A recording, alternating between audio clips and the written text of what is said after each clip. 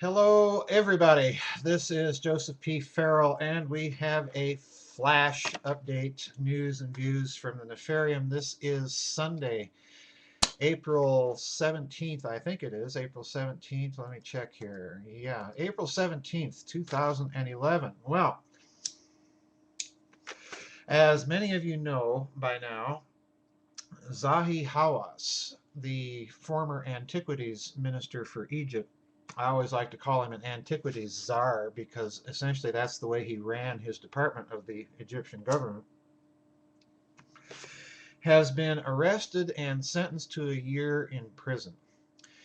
And to my mind, this calls for some commentary because I think what we have here is part of a pattern that's been emerging over, say, the last 2, 3 months.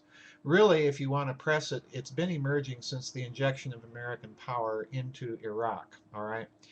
And I've been writing and blogging all along on the fact that I suspect that one of the hidden agendas here was precisely to control the antiquities of that region of the world, that that was one of the deepest and most hidden layers of motivation for the injection of American power into that region. Well, what I find very interesting about this developing story is that Hawass, of course, was the one who was keeping secrets. He was sitting on top of a bunch of stuff. He's the one that is responsible ultimately for building that wall around the Giza compound and putting it under heavy guard.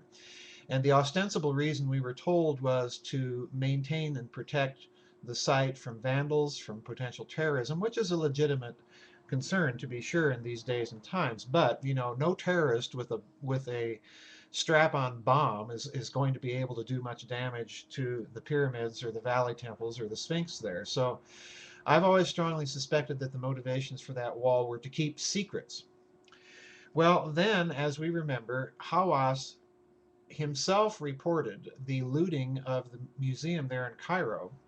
And then, if you recall, and I mentioned this in one of my blogs on the website, you'll recall that Hawass came along later and said that in addition to those articles that were considered artworks, that there were other sites around Egypt where stones with carved, inscribed hieroglyphics were stolen. In other words, information was stolen. And this fits the pattern that we saw with the Baghdad Museum. We saw two different types of objects being looted: artworks and cuneiform tablets. And it's the artworks that everyone has focused on, particularly the mainstream media, because those are the things that have been returned. But if you have been tracking my blogs, the cuneiform tablets, there is a great deal of suspicion that many of those that were looted were not returned. For example, we have a set of cuneiform tablets that ended up in Spain, and the Spanish government has been refusing to turn them over to Iraq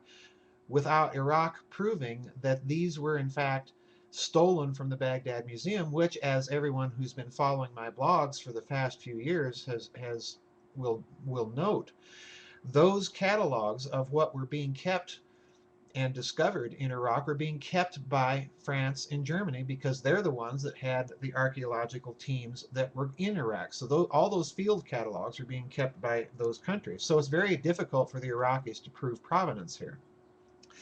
So now we have Hawass being arrested. And I think what that portends, quite honestly, is there is a revolution afoot. There is a change of policy that is being clearly signaled here by the Egyptian government, by this new government. And it could presage one of two things, and we're going to have to watch this very carefully. It could presage a new intensified secrecy concerning the antiquities of Egypt and what may or may not have been found at Giza under Hawass's tutelage, when he was in fact the one sponsoring all of those recent expeditions at Giza that were supposedly uncovering lots of underground chambers. Hawass always denied that they were finding anything of real interest or value, but I suspect that the opposite is the case.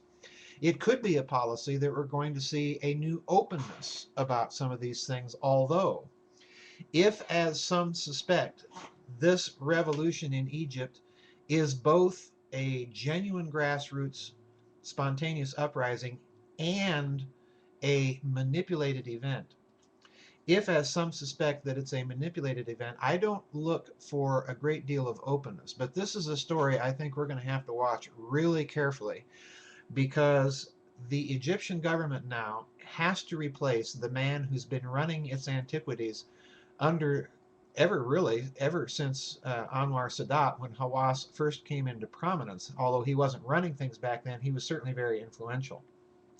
So we have to watch all this very, very carefully, folks. I think this is a bit of real news, especially given what's going on in Libya, and especially given the context of what has happened in Iraq with its own antiquities.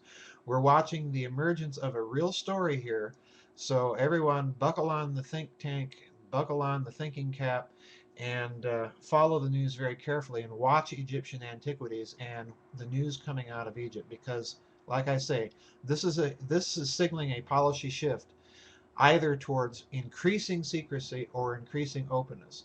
If it's increasing secrecy, I think that argues in and of itself that part of the revolution was deliberately contrived and that there's a hidden hand in play that's after those antiquities. And remember what Hawass said. One of the things that he said early on was that some of the stuff that the people were trying to get to loot in the Cairo Museum was red mercury.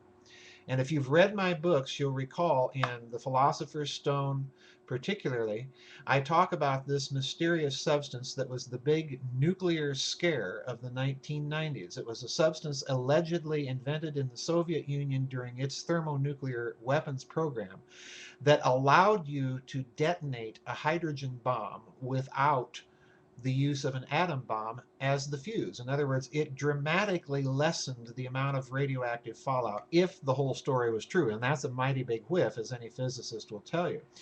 But anyway, the idea that Hawass floated, that they were after something called red mercury, might have been possibly a code, possibly, for someone looking for antiquities that could give them clues into ancient high technology and perhaps even ancient high technical weapons. So anyway, this is a story, this is a big, big story.